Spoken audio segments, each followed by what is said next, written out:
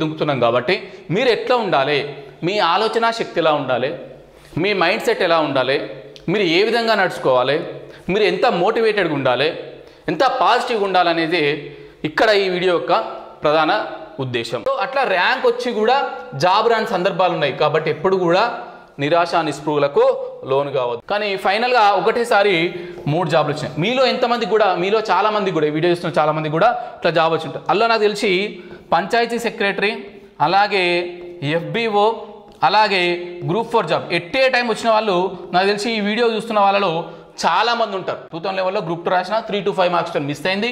తర్వాత తేరుకొని గ్రూప్ 4 2012 రాస్తే స్టేట్ సెకండ్ ర్యాంక్. తర్వాత మళ్ళీ మొన్న 2016లో గ్రూప్ 2 రాస్తే ఇప్పుడు గజిటెడ్ ఆఫీసర్ హోదాలో పనిచేస్తున్నా. లక్ష్యం ఏమై ఉండాలి తెలుసా? వాళ్ళ యొక్క లక్ష్యం ఏమన్నా జాబ్ తెచ్చుకున్నాడు కాదు, జాబ్ ఎవరైనా తెచ్చుకో. నువ్వు ఆల్రెడీ ఎప్పుడో జాబ్ జస్ట్ ఒక 1-2 మార్క్స్లో మిస్ అయ్యి నీకు ఇప్పుడు జాబ్ ఎత్తది పెద్ద గొప్పనా కాదు. నువ్వేందంటే టాప్ మోస్ట్ ర్యాంకర్ అయి ఉండాలి నువ్వు. మళ్ళీ చెప్తున్నా, don't stop the race in middle of the game. If it is stopped, then there is no meaning in starting the race. Dear aspirants, welcome to Dream Warriors Academy. చాలా రోజుల తర్వాత మీ ముందుకు రావడం జరుగుతుంది. ముఖ్యంగా ఈ వీడియో చేయడానికి గల ప్రధాన కారణం, ఇటీవల కొన్ని పరిణామాలను కనుక గమనిస్తే, అంటే గతంలో పేపర్ లీకేజ్ కావచ్చు, గ్రూప్ 2ను 2-3 సార్లు వాయిదా వేయడం కావచ్చు, తర్వాత ఎన్నికల నిర్వహణ కావచ్చు, తర్వాత TSPSC ప్రక్షాళన, తర్వాత కొత్త బోర్డు సభ్యుల నియామకం, సో తదితర పరిణామాలన్నింటి మీద కొద్దిగా ఇన్ని రోజులు స్తబ్దుగా ఉంది. చాలామంది అభ్యర్థుల యొక్క ప్రిపరేషన్ కావచ్చు, ఇంకేదైనా కావచ్చు, ఇంకెప్పుడు ప్రక్షాళన జరుగుతుంది, ఇంకెప్పుడు బోర్డు మెంబర్స్ని పెడతారు, ఇంకెప్పుడు ఎగ్జామ్స్ కండక్ట్ చేస్తారని మనకు కొద్దిగా చాలామంది ప్రిపరేషన్ను వెనుకడిగేశారు. అంటే జనరల్గా సీరియస్గా ప్రిపేర్ అయ్యే వాళ్ళు కొద్దిగా వాళ్ళ యొక్క ప్రిపరేషన్ వ్యవధిని తగ్గించడం కావచ్చు, లేదంటే ప్రభుత్వ ఉద్యోగం లేదా ప్రైవేట్ ఉద్యోగం చేసుకునేవారు మళ్ళీ తిరిగి వాళ్ళ విధులు జాబ్కు వెళ్ళడం కావచ్చు. ఇవన్నీ మనము చూసాము. సో ఇన్ని రోజులు వేరే కారణాల వల్ల కూడా వీడియో అనేది చేయలేకపోయాను. ముఖ్యంగా ఈరోజు ఈ వీడియో చేయడానికి గల ప్రధాన కారణం, ఇటీవల పరిణామాలను కనుక మనము గమనించినట్టయితే, సో TSPSC సభ్యులకు సంబంధించిన రాజీనామాలను ఆమోదించడం, ఇవన్నీ మీకు అంటే ఈ రాజీనామాలకు సంబంధించిన ఆమోదించడం, ఈ కొత్త బోర్డుకు సంబంధించిన బోర్డుకు సంబంధించిన కొత్త సభ్యుల నియామకానికి నోటిఫికేషన్ పడడం. ఇక్కడ ఒక లాజిక్ ఏమనిపిస్తుందంటే, అంటే నిరుద్యోగులకు శుభవార్త కాకపోయినా కూడా మనం నోటిఫికేషన్లు, అంటే గవర్నమెంట్ ప్రభుత్వం నోటిఫికేషన్లు రిలీజ్ చేయడానికి TSPSCకే ఒక నోటిఫికేషన్, అంటే నోటిఫికేషన్ల ప్రారంభోత్సవం అనేది ఈ యొక్క TSPSC సభ్యులను నియమించడానికి వేసిన నోటిఫికేషన్తోనే ప్రారంభమైందని సింపుల్గా చెప్పొచ్చు. అంటే ఒక పాజిటివ్ దృక్పథంతో కనుక ఆలోచించినట్టయితే, సో త్వరలోనే ఈ నోటిఫికేషన్ సంబంధించిన అప్లికేషన్ ప్రాసెస్ తీసుకొని ఆ యొక్క విధి విధానాలను అనుసరించి ఈ యొక్క సభ్యుల నియామకం అనేది జరుగుతుంది. సో తర్వాత బోర్డు సభ్యులు ఫామ్ అయిన తర్వాత ఈ ఫస్ట్ లేదా 2 బోర్డు అంటే వాళ్ళ యొక్క బోర్డు యొక్క మీటింగ్ పెట్టుకోవడం అందరు సభ్యులతోని. అట్లా 1-2 వీక్స్లో బోర్డు మీటింగ్ అయిన తర్వాత వాళ్ళు కూడా కొత్త కాబట్టి వాళ్ళు కూడా దాని మీద అవగాహన తెచ్చుకున్న తర్వాత ఆ కార్యదర్శి గారితో వాళ్ళతో సంప్రదింపులు జరిపిన తర్వాత, సో ఏవైతే పరీక్షలు ఫలితాలు విడుదలకు సిద్ధంగా ఉన్నాయో ఆ ఫలితాలు రిలీజ్ చేయడం కావచ్చు, లేకపోతే దాంతోపాటు ఈ గ్రూప్ 2 లేదా గ్రూప్ 3కి సంబంధించిన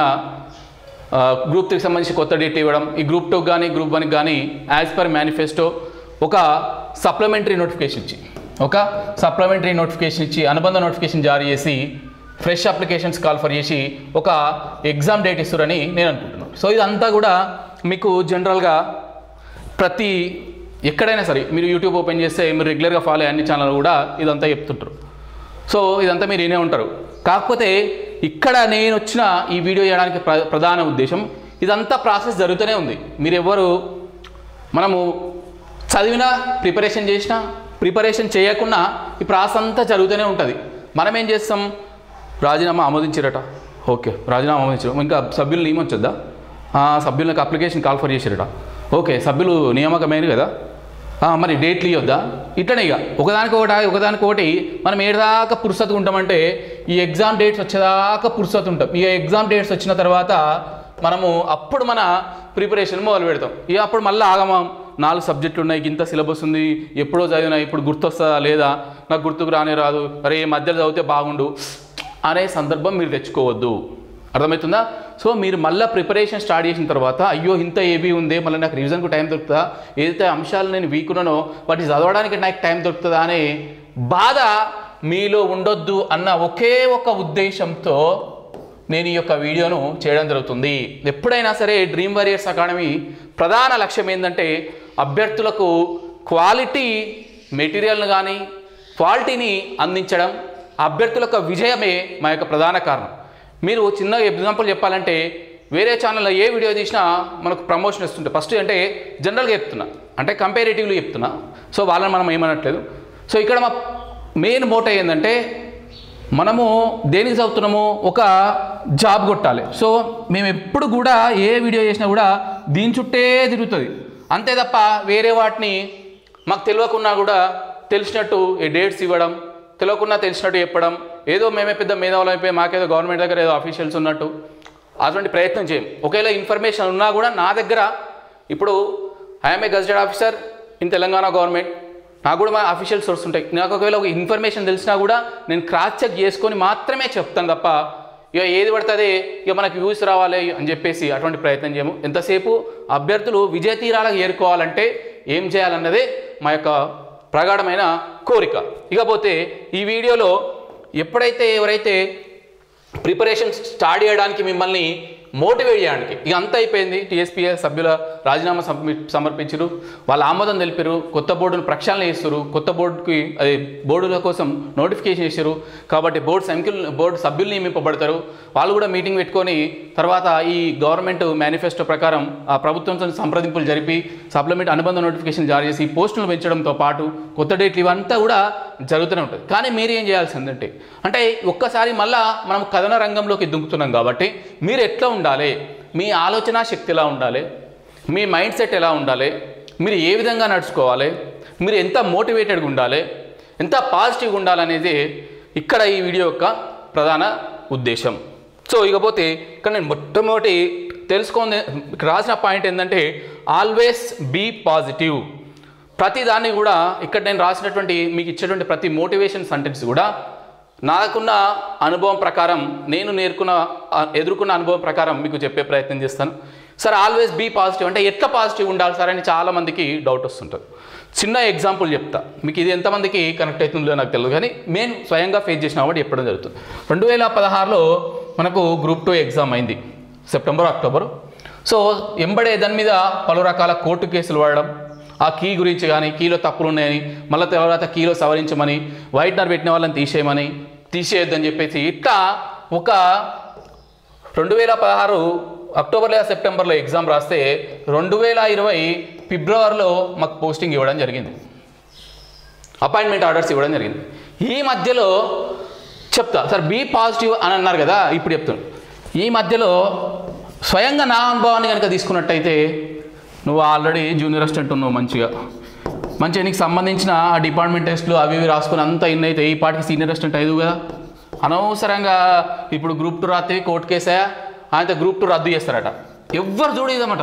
100లో నా కష్టము, నా తెలిసిన వాళ్ళు, నా ఫ్యామిలీ మెంబర్సు, నా తోటి సహచర మిత్రులు, నా కష్టం తెలిసిన మిత్రులు తప్ప మిగిలిన 99% నా చుట్టూన్న వాళ్ళందరూ కూడా డిస్కరేజ్డ్ మీ సచ్ దట్ నీ గ్రూప్ 2 మొత్తం క్యాన్సిల్ అవుతుంది, ఇక నువ్వు రాసి వేస్ట్, అనవసరంగా నువ్వు జూనియర్ అసిస్టెంట్ నుంచి డిపార్ట్మెంట్ రాసి అన్నీ చేసుకున్నా కూడా సీనియర్ అసిస్టెంట్ అయ్యేదు, ఇప్పుడు చూడు నువ్వు ఇంకా జూనియర్ అసిస్టెంట్ అన్నావు. కానీ ఫైనల్గా మనము పడ్డ కష్టం ఫలించింది, మన నీతి నిజాయితీలతో కూడిన శ్రమ ఫలించింది.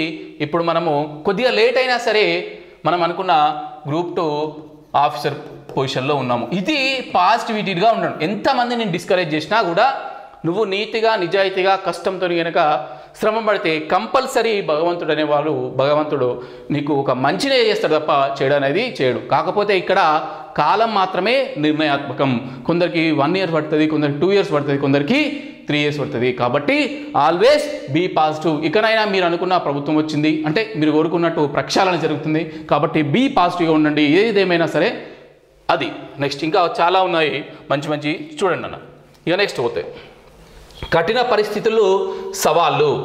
మీ దృష్టిలో మీరు ఎదుర్కొన్న కఠిన పరిస్థితులు ఏంటంటే సింపుల్గా చెప్పానంటే గ్రూప్ 2 పేపరు లీకేజ్ అయ్యి, group 1 paper prelims paper leakage అయ్యి ఒకసారి క్యాన్సిల్ కావడం, సెకండ్ టైం బయోమెట్రిక్ నిర్వహణ లోపం వల్ల మళ్ళోసారి క్యాన్సిల్ కావడం అనేది మీరు ఎదుర్కొన్న కఠిన పరిస్థితులు, సవాళ్ళు కావచ్చు.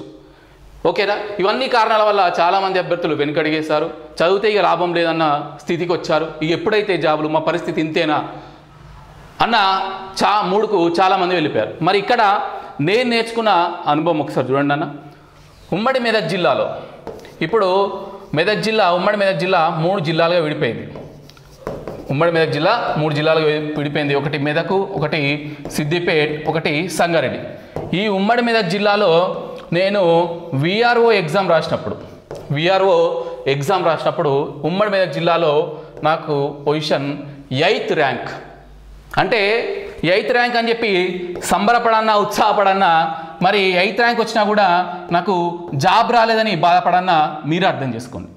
అంటే మనము పొద్దున్న లేవ ఈ పేపర్ చూడగానే ఒక టాప్ 10 మెంబర్స్ ఫోటోలు ఇస్తారు. ఫస్ట్ ర్యాంక్ ఈయన, సెకండ్ ర్యాంక్ ఈయన, థర్డ్ ర్యాంక్, 10th ర్యాంక్ అయిన ఫోటో, అందులో మన ఫోటో ఉంటుంది. కానీ మనకు తీరా బయటకు పోయి ఎవరికైనా అడిగితే అరే నీకు ర్యాంక్ వచ్చిందట కదా, మరి ఎప్పుడు చెప్తున్నారా జాబ్ అంటే జాబ్ రాని పరిస్థితి. మరి ఎందుకు రాలేదు సార్ అంటే మనము ఓపెన్ కేటగిరీ కాబట్టి 2 పోస్టులే ఉన్నాయి. అంటే ఫస్ట్ ర్యాంకు, సెకండ్ ర్యాంక్ ఎవరికైతే వస్తుందో వాళ్ళకి మాత్రమే జాబ్ వచ్చింది.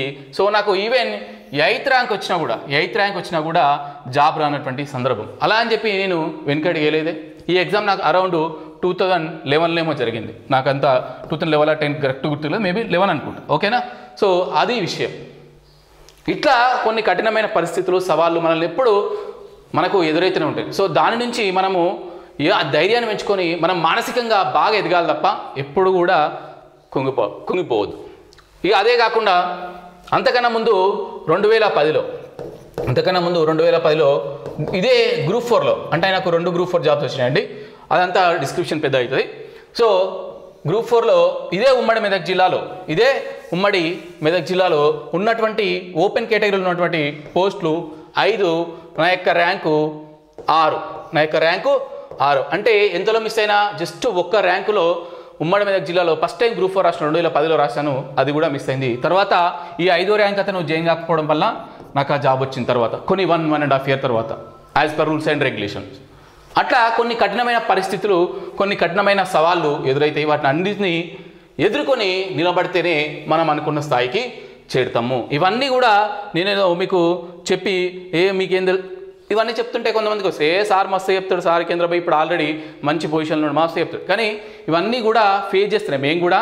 ఇవన్నీ మీరు పడ్డ కష్టం ఒక రకమైందంటే మేము పడ్డ కష్టము ఇంకొక రకమైంది, అంతే తేడా తప్ప మా కాలంలో అప్పుడు ఎంత కష్టం ఉండాలో అంతే కష్టం. ఇప్పుడు మీరు కొన్ని ప్రభుత్వాలు అంటే వ్యవస్థల లోపాల వల్ల మీరు కష్టపడుతున్నారు ఇప్పుడు. ఓకేనా? ఇవన్నీ మా పర్సనల్ కావచ్చు, అంతే తేడా. ఓకేనా? సో అట్లా ర్యాంక్ వచ్చి కూడా జాబ్ రాని సందర్భాలు ఉన్నాయి. కాబట్టి ఎప్పుడు కూడా నిరాశ నిస్పృహలకు లోను కావద్దు. నెక్స్ట్ అదే చూడండి, నిరాశ నిస్పృహలకు లోను కావద్దు. ఎప్పుడు కూడా బీ పాజిటివ్ ఉండాలి.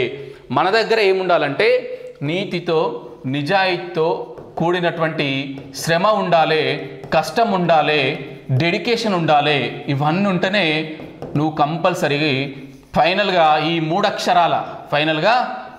అక్షరాల అనే విజేత స్థానంలో ఉంటావు. లేదంటే కొద్దిగా కష్టం. ఓకేనా?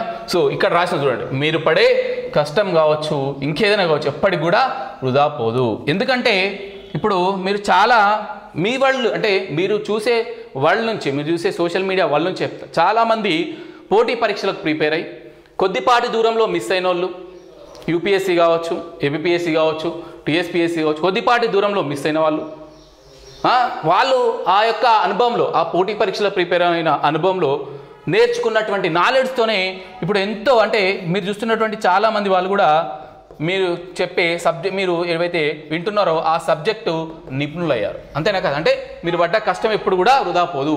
ఏదో ఒక రూపంలో మీకు ఆర్థికపరమైన భద్రత, సమాజంలో హోదా అనేది తప్పకుండా లభిస్తుంది. ఓకేనా? సో కాబట్టి ఎప్పుడు కూడా నిరాశ నిస్పృహలకు లోను కావద్దు. Always be positive. నేను ఒకటి చెప్పాలంటే 10% నాలెడ్జ్ ఉన్నోళ్ళే మన కొన్ని సోషల్ మీడియాలో ఈ టీచింగ్ సంబంధించి 100% నాలెడ్జ్ ఉన్న వాళ్ళకి ఫీల్ అవుతారు. మీరు ఏమన్నా అనుకోరు భయ్, నేను అబ్జర్వ్ చేసి చెప్తా. 10% 20% నాలెడ్జ్ ఉన్నాయనే 50% 60% బిల్డప్ ఇస్తాడు. మనం చేసేదేమో జనరల్గా చెప్తున్నా గ్రూప్ 4 క్యాడరో గ్రూప్ 3 క్యాడరో జాబ్ అయితే మనం ఐఏఎస్ ఐపీఎస్ లెక్క ఫీల్ అయ్యే కాన్ఫిడెన్స్ ఉంటుంది, ఐఏఎస్ ఐపీఎస్ లెక్క ఫీల్ అయ్యే కాన్ఫిడెన్స్ ఉంటుంది, అవునా కదా?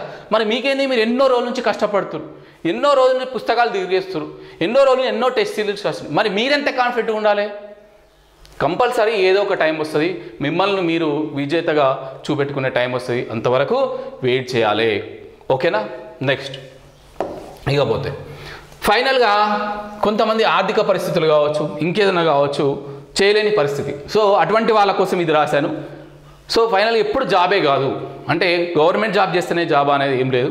గవర్నమెంట్ జాబ్ చేయకుండా కూడా ప్రైవేట్ జాబ్స్ చేస్తూ కూడా మంచి మంచి హోదాల్లో ఉన్నవాళ్ళు, మంచి మంచి పదవుల్లో ఉన్నవాళ్ళు కూడా ఉన్నారు. కాబట్టి దీన్నే జాబే జీవితం అని చెప్పేసి వేరే ఎటువంటి చెడ్డ నిర్ణయాలు, వేరే నిర్ణయాలు అనేది తీసుకోవద్దు. ఓకేనా? నెక్స్ట్ పోతే మేము అనుకుంటాం ఇప్పుడు జనరల్గా ఇక్కడికి వస్తే మేము ఇంత కష్టపడ్డాము కదా, ఇంత కష్టపడి ఈ యొక్క ఆఫీసర్ హోదాలో ఉండి నెలకు మా అంటే 50,000 60,000 జీతం వస్తుంది, అదే మాకున్న నాలెడ్జ్ని ఇంకేదైనా మేమేదైనా ఒక స్టార్టప్ పెట్టుకుంటే ఇంతకన్నా ఎక్కువ ఆర్థికంగా బలపడే వాళ్ళమని ఇప్పటికీ మాకు కూడా ఒక ఫీల్ ఉంటుంది. అందుకే ఇక్కడ జాబ్ అనేది జీవితంగా అనేది రాష్ట్రం, ఇవన్నీ కూడా అనుభవాల నుంచి మీకు నేర్పుతున్నాండి. ఓకేనా?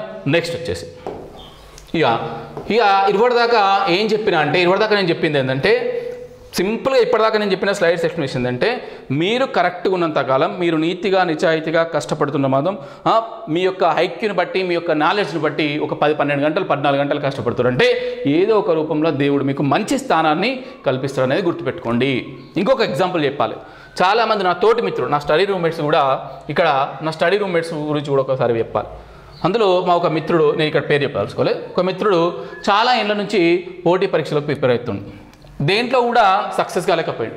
కానీ ఫైనల్గా ఒకటేసారి 3 జాబ్లు వచ్చినాయి. మీలో ఎంతమంది కూడా, మీలో చాలామంది కూడా, వీడియో చూస్తున్న చాలామంది కూడా ఇట్లా జాబ్ వచ్చి ఉంటుంది. అలా నాకు తెలిసి పంచాయతీ సెక్రటరీ, అలాగే FBO, అలాగే గ్రూప్ 4 జాబ్ ఎట్టే టైం వచ్చిన వాళ్ళు నాకు తెలిసి ఈ వీడియో చూస్తున్న వాళ్ళలో చాలామంది ఉంటారు. అంతే కదా? మీరు ఎన్నో ఏళ్ళ నుంచి చదువుతారు, ఎక్కడో దగ్గర మీకు అప్పుడు అవగాహన లేకనో, లేకపోతే మీరు చదివే విధానం కరెక్ట్ లేకనో, ఇంకా మీకు ఇంకేదో కారణాల వల్ల జాబ్ రాకపోయినా కూడా ఆ తర్వాత కాలంలో ఒక్కటేసారి panchayat secretary, junior panchayat secretary, FBO forest beat officer, group 4 ఏకకాలంలో కొట్టిన వాళ్ళు మీ వాళ్ళు చాలామంది ఉంటారు, అవునా కదా? సో వాళ్ళందరి కోసం చెప్తున్నాను, ఎప్పుడు కూడా మనం నిరాశ నిస్పృహలుగా పోవద్దు. ఒకటే రాజు మనకు ఒకటే రోజు ఒక నెల వ్యవధి లోపల 2-3 జాబులు వచ్చి కూడా మనం సమాజంలో మంచిగా గర్వంగా మన తల ఎత్తుకొని నిలబడవచ్చు, అది గుర్తుపెట్టుకోండి. ఓకేనా? నెక్స్ట్ వచ్చేసి ఇక ఇక్కడ నేను ఏం చెప్తున్నా అంటే, ఇప్పటిదాకంతా మిమ్మల్ని మోటివేట్ చేసే ప్రయత్నం చేసిన, జీవితం అంటే ఏంది, ఏమేమి అనుభవాలు నేర్చుకున్నాం అనేది. ఇక్కడ చిన్నగా ప్రిపరేషన్ గురించి చెప్తా. ప్రిపరేషన్ గురించి ఎందుకు చెప్పాల్సింది వచ్చిందంటే, చాలామంది వాళ్ళ వ్యూస్ కోసం కావచ్చు, ఇంకేదైనా కారణాల కోసం మీ యొక్క ప్రిపరేషన్ చేసే స్టైల్ను డైవర్ట్ చేస్తారు, మీరు ప్రిపరేషన్ చేసే విధానాన్ని డైవర్ట్ చేస్తారు. ఇప్పుడు ఫర్ సపోజ్ ఒక బిల్డింగ్ ఎక్కాలనుకున్నాం అనుకోండి, ఒక 3 అంతస్తుల బిల్డింగ్ ఎక్కాలంటే నాకు ఇప్పుడు స్పాంటినియస్ వచ్చిన థాట్, ఇందులో మీద సింక్ ఏందో లేదో నాకు తెలియదు, ఒక 30-40 మెట్లు ఎక్కాలనుకో, ఇక్కడ లిఫ్ట్ లేదు, మళ్ళీ లిఫ్ట్ అంటారు మీరు అసలే మీద. ఓకేనా? లిఫ్ట్ లేదు దీనికి. వాళ్ళు ఏం చేస్తారు తెలుసా, 30-40 మెట్లు ఉన్నాయి కదా, అవసరం లేదు, ఒక 3-4-5-6 మెట్లు ఎక్కితే మీరు ఆటోమేటిక్గా 3rd ఫ్లోర్ పోతారని చెప్తారు. మీరు 3rd ఫ్లోర్ రావాలంటే ఒక 10-15 మెట్లు ఎక్కుతారు అబ్బా, 30-40 మెట్లు అవసరం లేదు. మీకు 30-40 మెట్లు ఉన్న విషయం తెలియదు, స్టెప్స్ ఉన్న విషయం తెలియదు. వాడేం చెప్తారు తెలుసా, 10-15 మెట్లు ఎక్కితే 3rd ఫ్లోర్కి వచ్చేస్తాం, మస్తు మంచిగా హాయిగా ఎంజాయ్ చేసుకోవచ్చురా, దావా చేసుకోవచ్చురా అంట. కానీ ఆడ నువ్వు ఎక్కాల్సిన 30-40-50 ఉంటుంది. ఇక్కడ కూడా అంతే. ఇంత దరిద్రం అంటే, ఒక పోటీ పరీక్షలో విజేతగా నిలవాలంటే, ఒక కాంపిటేటివ్ దాంట్లో విజేతగా నిలవాలంటే ఎంత కష్టపడాలి, ఎంత క్వాలిటీ మెటీరియల్ ఎంచుకోవాలి, ఎంత టిపికల్ టెస్ట్ సిరీస్ చదవాలనేది ఇవ్వాలి చెప్పాలి. ఎంతసేపు మా కోర్సులు 15 రోజులు మా కోర్సు, 20 రోజులు మా కోర్సు, లేదంటే 30 రోజులు మా కోర్సు, లేదంటే మొత్తం సబ్జెక్టులు నేనే చెప్తా, నేను చెప్పిన అన్నీ ఇంపార్టెంటే, ఇవి మాత్రమే చదువుకోండి, ఇవి చదువుకుంటే జాబ్ పక్క, ఇదా అండి నువ్వు ఆ పేపర్ తయారు చేసేది కాదు కదా. ఇంపార్టెంట్ చదువుకుంటే జాబ్ వస్తుందంటే అట్లా కాదు. ఎప్పుడైనా ఇప్పుడున్న కాంపిటీషన్కు ఏ సబ్జెక్ట్ అయినా సరే సమగ్రంగా 360 డిగ్రీల కోణంలో చదివే ప్రయత్నం చేయండి. 360 డిగ్రీల కోణంలో చదివే ప్రయత్నం చేయండి. ఏ సబ్జెక్ట్ చదివినా కూడా ఒకటి తెలుగు అకాడమీ బుక్ తీసుకోండి, ప్లస్ ఇంకోటి ఏం తీసుకుంటారు, నెక్స్ట్ మీకు నచ్చిన స్టాండర్డ్, ఎవరైనా కానీ నాకు సంబంధం లేదు, నేనేం పబ్లిషర్ కాదు, నేనేం పుస్తకాలు అమ్ముకుంటున్నాను. ఓకేనా? స్టాండర్డ్ ప్రైవేట్ ఆథర్ బుక్ తీసుకోండి. ఓకేనా? నెక్స్ట్ వచ్చేసి మంచి ప్రామాణికమైన టెస్ట్ సిరీస్ రాయండి, సింగిల్ సెంటెన్స్ కాదు. మళ్ళీ అలా అని చెప్పేసి ఏదో యూపీఎస్సీ స్థాయి క్వశ్చన్లు, యూపీఎస్సీ స్థాయి సిలబస్ల క్వశ్చన్లు చేసి అభ్యర్థులను గందరగోళం చేసేటువంటి టెస్ట్ సిరీస్ రాయాల్సింది. మీ గ్రూప్ 2కు గ్రూప్ 1కు కొద్దిగా అరౌండ్ రోజులు తప్ప ఎక్కడెక్కడ నుంచి యూపీఎస్సీ ప్రిపేర్ అక్కడ నుంచి వచ్చిన ప్రశ్నలు అన్ని డంప్ చేసుకుని ఇలా వాడేసి అభ్యర్థులు అందరూ నాగం చేయకూడదు బాబు, ఓకేనా. సో ఇది ప్రామాణికమైన టెస్ట్ సిరీస్ రాయండి. స్టాండర్డ్ ప్రైవేట్ ఆథర్ బుక్ ఒకటి తీసుకోండి, అలాగే తెలుగు అకాడమీ బుక్ ఒకటి తీసుకోండి. ఇట్లా సమగ్రంగా చదివే ప్రయత్నం చేయండి. ఇక నెక్స్ట్ మీరు ఎంతసేపు ఇప్పుడు పరీక్ష ఎగ్జామ్ ఎప్పుడు, సెప్టెంబరా, అక్టోబరా, నవంబరా, డిసెంబరా, లేకపోతే నెక్స్ట్ మంత్ ఇట్లా కాదు మీరు అనవసరం. మీరు ఎప్పుడు ఏం ఆలోచించుకోవాలంటే యాజ్ అన్ ఆస్పిరెంట్ చెప్తున్నాను, నేను ఇక్కడ ఏదో జాబ్కు ప్రయత్నించి జాబ్ మిస్ అయ్యి ఒక 2-3 పుస్తకాలు తిప్పి జాబ్కు ట్రై చేసి జాబ్ రాకపోతే ఒక 2-3 పుస్తకాలు తిప్పి ఆ పుస్తకాలు అన్ని పాయింట్లను మిక్స్ చేసి వాటన్నింటినీ మీకు క్రోడీకరించి చెప్పనీకి ఉపాధి ఎంచుకున్నట్టు కాదు. ఇక్కడ నేను ఆల్రెడీ నేను ఒక విజేతగా నిలబడి ఒక విజేతగా మారాలంటే ఏం చేయాలో చెప్తున్నా, అది గుర్తుపెట్టుకోండి, ఓకేనా. ఇక్కడ సో రేపు మనం ఎట్లా ఆలోచించాలంటే రేపైనా సరే ఇప్పుడైనా సరే నెక్స్ట్ మినిట్లో పరీక్ష పెట్టినా కూడా నువ్వు సక్సెస్ అవుతావా లేదా అనేది ఎప్పుడు నీ మైండ్ ఉండాలి. అప్పుడు మాత్రమే నువ్వు విన్ కాగలుగుతావు. అంతే తప్ప కొత్త బోర్డు నియమించలేదట ఇప్పుడేం చదువుతుంది ఇంకా టీఎస్పీఎస్సీ అట్లుండదు. నేను ఇక్కడ అన్ని చెప్పేది కూడా మీకు జాబ్ రావాలనే ప్రయత్నం తప్ప ఇంకో రకంగా నెగిటివిటీ కాదు, దయచేసి గుర్తుపెట్టు. కాబట్టి ఇప్పుడు పరీక్ష పెట్టినా నెక్స్ట్ మినిట్ పెట్టినా కూడా నేను ఆ ఎగ్జామ్లో సక్సెస్ అవుతానా, నేను 100కు కనీసం ఒక 80% క్వశ్చన్స్ అన్నా ఆన్సర్ చేయగలుగుతానా, ఆ లెవెల్లో నా దగ్గర సబ్జెక్టు నాలెడ్జ్ ఉందా అనేది గుర్తుపెట్టుకునే ప్రయత్నం చేయండి, ఓకేనా.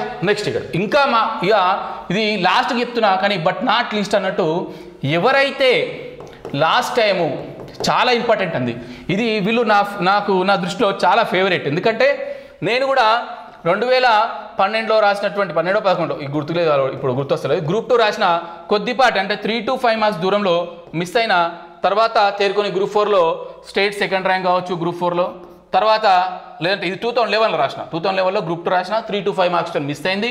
తర్వాత తేరుకొని గ్రూప్ 4 2012 రాస్తే స్టేట్ సెకండ్ ర్యాంక్, తర్వాత మళ్ళీ మొన్న 2016లో గ్రూప్ 2 రాస్తే ఇప్పుడు గజెటెడ్ ఆఫీసర్ హోదాలో పనిచేస్తున్నా, ఓకేనా. సో వీళ్ళు నాకు ఫేవరెట్. ఎందుకంటే లాస్ట్ టైం ఎవరైతే కొద్దిపాటి మార్కులతోని జాబ్ మిస్ అవుతారో వాళ్ళ యొక్క లక్ష్యం ఏమై ఉండాలి తెలుసా, వాళ్ళ యొక్క లక్ష్యం ఏమన్నా జాబ్ తెచ్చుకున్నాడు కాదు, జాబ్ ఎవరైనా తెచ్చుకో. నువ్వు ఆల్రెడీ ఎప్పుడో జాబ్ జస్ట్ ఒక 1-2 మార్క్స్లో మిస్ అయ్యి నీకు ఇప్పుడు జాబ్ ఇస్తుంది పెద్ద గొప్పనా కాదు. నువ్వేందంటే టాప్ మోస్ట్ ర్యాంకర్ అయి ఉండాలి. నువ్వు టాప్ మోస్ట్ ర్యాంకర్ కావాలి. నీ యొక్క విజేత నీ యొక్క స్టోరీని చదివి, నీ సక్సెస్ స్టోరీని చదివి ఇంకొక 10 మంది ఇన్స్పైర్ కావాలి. సో ఎవరైతే లాస్ట్ టైం కొద్దిపాటి మార్కులతో మిస్ అయ్యారో వాళ్ళు మీరు రాసే ఎగ్జామ్లో టాప్లో ఉండాలి, మీకు నచ్చిన సర్వీస్ తీసుకునే అవకాశం ఉండాలి, మీకు ఆ రేంజ్లో చదవన్నా. నెక్స్ట్ వచ్చేసి ఏదేమైనా కూడా ఎంతమంది ఏ సలహాలు ఇచ్చినా ఏం చెప్పినా కూడా మీకు ఒక మైండ్ సెట్ అనేది ఉంటుంది, మీకు ఒక ఆలోచన అనేది ఉండాలి. మీ యొక్క కుటుంబ పరిస్థితులు, మీ యొక్క ఆర్థిక పరిస్థితులు, అన్ని రకాల పరిస్థితులను క్రోడీకరించుకొని పాజిటివ్ లేనిది నెగిటివ్ లేనిది నేను ఎంతసేపు చదవగలుగుతా, ఇంకెంతసేపు ఇంప్రూవ్మెంట్ చేసుకోవాలి, ఎన్నేళ్ళు చదవగలుగుతా, ఇంకా ఆర్థిక పరంగా నేను ఎన్ని రోజులు నేను ఇంట్లో కూడా ఆర్థికంగా లేకుండా ఇంకెన్ని రోజులు చదవగలుగుతా, ఇవన్నీ బేరీజ్ చేసుకొని అప్పుడు మీ యొక్క పర్సనల్ సిచ్యువేషన్ బేస్ చేసుకొని నిర్ణయం తీసుకోండి. ఇక ఒకవేళ సక్సెస్ అయినామనుకో అప్పుడు వచ్చేది మనకు, ఎప్పుడైతే మనము సక్సెస్ అవుతామో అప్పుడు మనకి ఏమొస్తుంది చెప్పండి, మనలే కాదు ఎవరికి వస్తుంది, మన తల్లిదండ్రుల నమ్మకాన్ని మనం నిలబెట్టిన వాళ్ళు అవుతాం, వాళ్ళ యొక్క సంతోషాన్ని మనం చూడగలుగుతాం. అవునా, వాళ్ళకు ఒక రిలాక్సేషన్, ఒక ఆడపిల్లకు పెళ్లి చేసినప్పుడు ఎంత రిలాక్స్డ్గా ఫీల్ అవుతారో మనకు జనరల్గా ఇంకా మగవాళ్ళకు ఒక జాబ్ వచ్చిందంటే ఆ తల్లిదండ్రులకు వచ్చేటువంటి సంతోషం అంతా ఇంత కాదు, అది మాటల్లో వర్ణించలేదు. మీకు కూడా మంచి హోదా, సమాజంలో మంచిగా హోదా వస్తుంది, కానీ జాబ్ కొట్టినట మంచి ఆఫీసర్ అయినట, నాకు అల్ల ముంగట వ్యవసాయానికి వచ్చేవాడు, వ్యవసాయ పనులు చేసేవాడు, బర్లకాడికి వచ్చేవాడు, ఇంకా అట్లా అరే వాడు ఇప్పుడు ఆఫీసర్ అయినరా వాడు రోజు.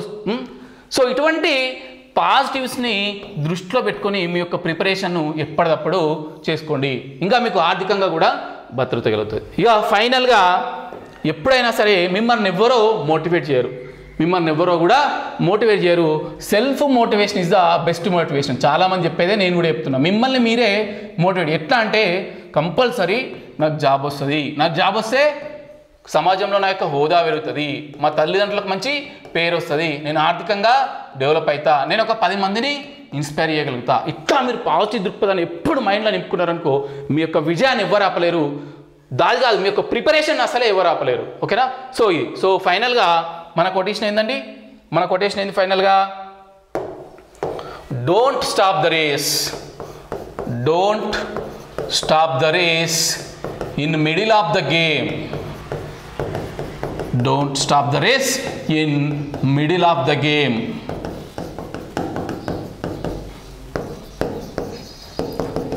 If it is stopped,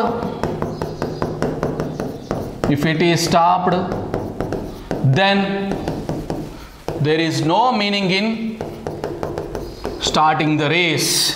ఇది మీకు అర్థమయ్యేది అనుకుంటాను చాలా మందికి, సింపుల్ లాంగ్వేజ్, ఓకేనా. No meaning in starting the race అంటే మీనింగ్ ఏందన్నా, ఇప్పటికే నేను చాలాసార్లు చెప్పిన, నా లైవ్ క్లాస్లో కావచ్చు, వీడియో క్లాస్లో కావచ్చు, చాలాసార్లు చెప్పిన. ఒక్కసారి ఓకేనా, మీరు ఆట మధ్యలో మీ యొక్క రేసును ఆపేయద్దు, ఒకవేళ మీరు కనుక మీ యొక్క రేసును ఇఫ్ ఇట్ ఈస్ స్టాప్డ్ అంటే మీ యొక్క రేస్ని కనుక ఆపేసినట్టయితే మీరు ఆ యొక్క ఆ రేసును ప్రారంభించే అసలు దానికి అర్థం అనేది లేదని చెప్పేసి ఈ యొక్క పర్సనల్ కొటేషన్. ఇది ఎవరో కాదు, సో మై ఓన్, నేను ప్రిపేర్ అయినప్పుడు నేనే స్వయంగా తయారు చేసుకున్నటువంటి ఒక స్లోగను. దీన్ని ఒక A4 సైజ్ మీద పెద్ద అక్షరాలతోని ప్రింట్ చేసుకొని ఎప్పుడు మా స్టడీ రూమ్లో నాకు ఎదురుగానే, అంటే నేను కూర్చునే దానికి ఎదురుగా దీన్ని అంటించుకొని ఎప్పుడు దీన్ని చూస్తూ నేను సెల్ఫ్ మోటివేట్ అయ్యాను. ఇట్లా మిమ్మల్ని మీరు మోటివేట్ చేసుకునే ప్రయత్నం చేయండి. సో మళ్ళీ చెప్తున్నా, don't stop the race in middle of the game. If it is stopped then there is no meaning in starting the race. కాబట్టి ముందే ఆ యొక్క రేస్లోకి దిగే ముందే 1-10 సార్లు ఆలోచించుకోవాలి, విన్ అవుతానా లేదా అని చెప్పి. ఆ దిగే ముందు ఒక్కసారి దిగినాక ఎన్ని కఠిన పరిస్థితులు వచ్చినా, సవాలు వచ్చినా కూడా మీ యొక్క రేస్ను ఆపొద్దు. మీరు అంతిమంగా విజేతలయ్యే ఆ రేస్ నుంచి బయటకు రావాలి. సో ఇది ఇవాళటి వీడియో క్లాస్. ఇది ఎంతో కొంతమందికి ఇన్స్పిరేషన్ కావచ్చు, కొద్దిగా మోటివేషన్ ఇస్తుందని చెప్పి కోరుకుంటూ థ్యాంక్ యూ వెరీ మచ్.